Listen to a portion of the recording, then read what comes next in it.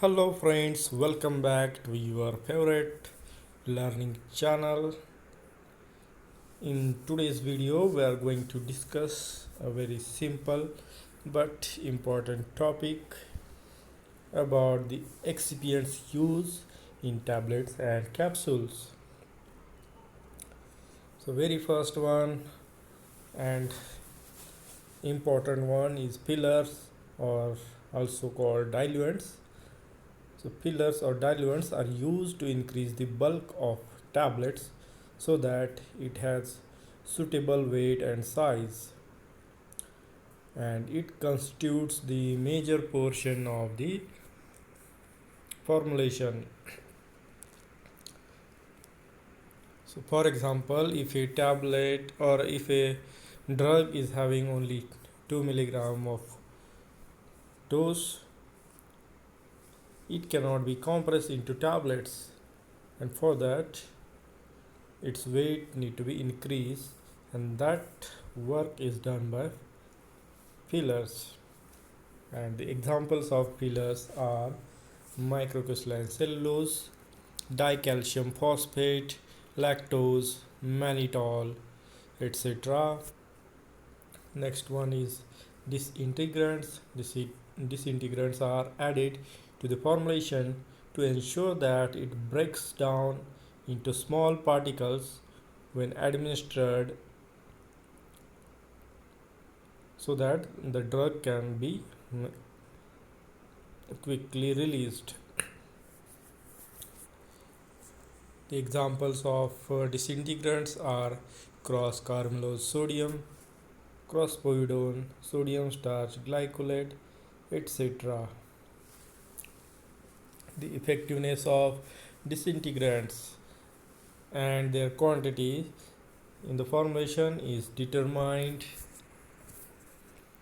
by evaluating its impact on disintegration time as well as the drug release profile.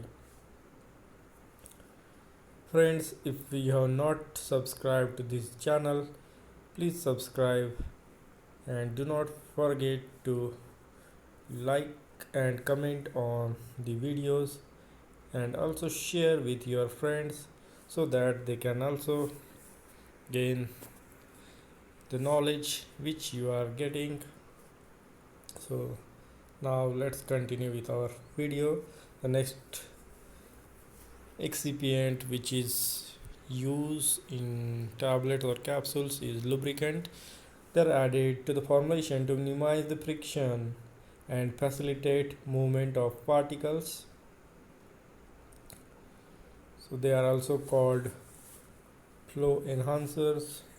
The examples of lubricants are magnesium stearate, talc, sodium lauryl sulfate, calcium stearate, stearic acid, etc. Next one is glidant.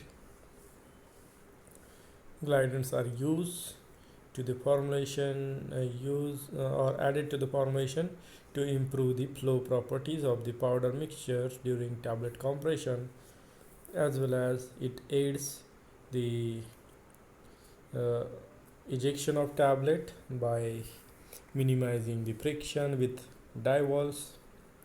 The examples of glidants are colloidal silicon dioxide, talc, etc. The next one is binder.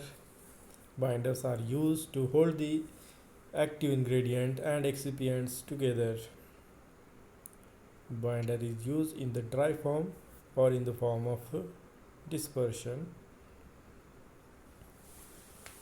So dry binders are mixed along with other excipients and then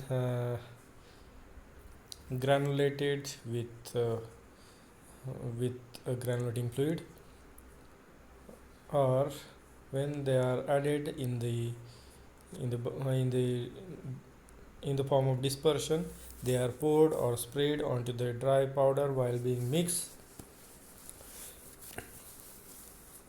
So uh, obviously the wet or the binders in the form of dispersion is used only in wet granulation process. The examples of binders are hydroxypropyl cellulose, hydroxypropyl methyl cellulose, polyvinyl pyrrolidone, starch, utrazite, etc. Next one is granulating solvent. Granulating solvents are used in wet granulation, so maybe high shear granulation or top spray granulation. They are either used as a plain solvent or a mixture of solvents, and sometimes they are used to disperse the binder. So water is most commonly used vehicle or granulating solvent. Other organic solvents that are used include isopropyl alcohol, ethanol, dichloromethane, and in some cases acetone.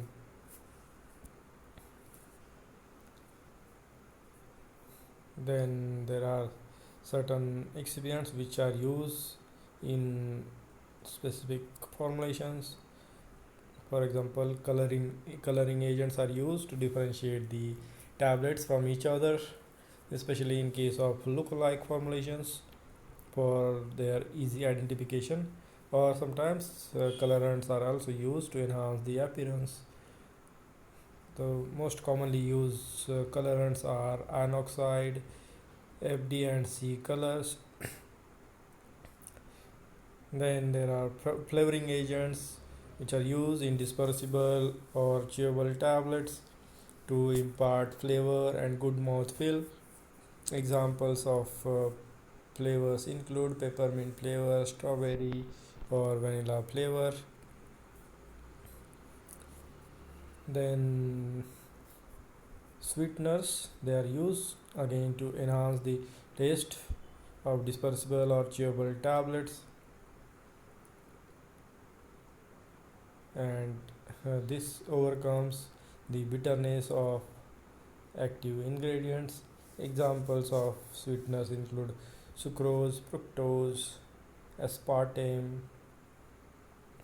Mannitol also is used as a sweetener in chewable tablets or dispersible tablets, which provides very good mouthfeel. Then antioxidants, they are used as a stabilizer for active ingredient which protect them from the degradation. Examples of antioxidants include butylated hydroxyanisole, butylated hydroxytoluene, ascorbic acid, etc. You might have seen these ingredients added in simvastatin tablets, which prevent them from degradation and thus decoloration. Then buffering agents or pH modulators, they are used as stabilizer for active ingredient, or they provide a particular microenvironment which helps in stabilization of the drug or which aids in the dissolution of drug. Examples are citric acid, sodium bicarbonate, etc.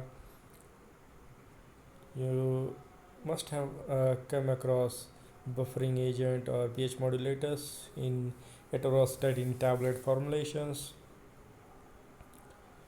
And surfactants are used to aid the dissolution of drug, and they are used in case of very low soluble drugs. The examples of surfactants are sodium lauryl sulfate, twin 80, glyceryl monostearate, etc.